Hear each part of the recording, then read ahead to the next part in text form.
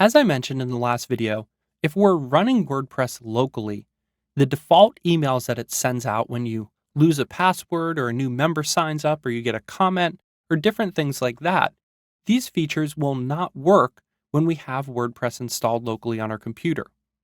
There is an option to get around this though to enable these, and we could use a plugin like this one called EasyWP SMTP.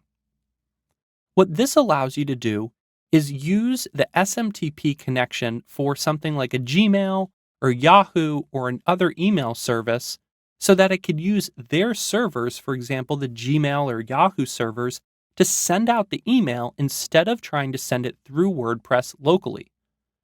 This is a pretty simple process to set up, but you'll need an SMTP-enabled email address such as a Gmail or a Yahoo account. I'm going to click over to the supported page that goes along with this plugin that has the instructions on how to set all of this up, as well as it has some default configurations for popular email services, such as Gmail, Yahoo, and Hotmail. We'll need this information in order to set up this properly.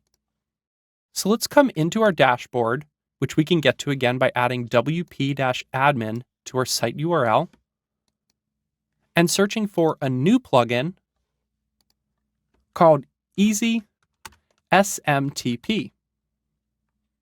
It's this one right here. We'll go ahead and install it, activate it, and then under our settings option, we should now see a link to Easy WP SMTP.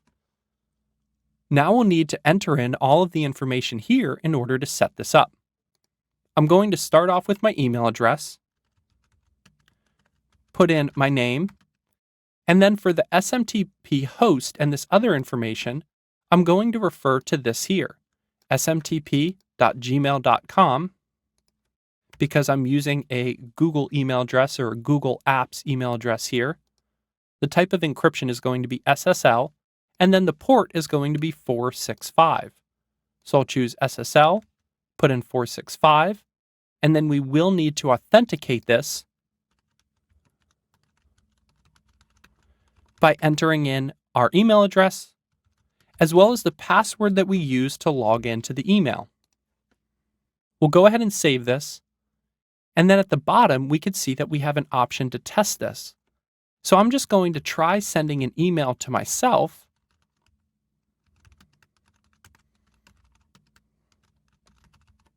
And go ahead and click Send Test Mail. Now I can go into my email account, and sure enough, I got a test email called test number 1 from my local WordPress install. Now if I were to do something like log out and forget my password, I could simply enter in my email address of whatever account I had on file, and I should get that email sent out to me. And sure enough, we could see that the username site admin was here, and it gives us the option to reset the password.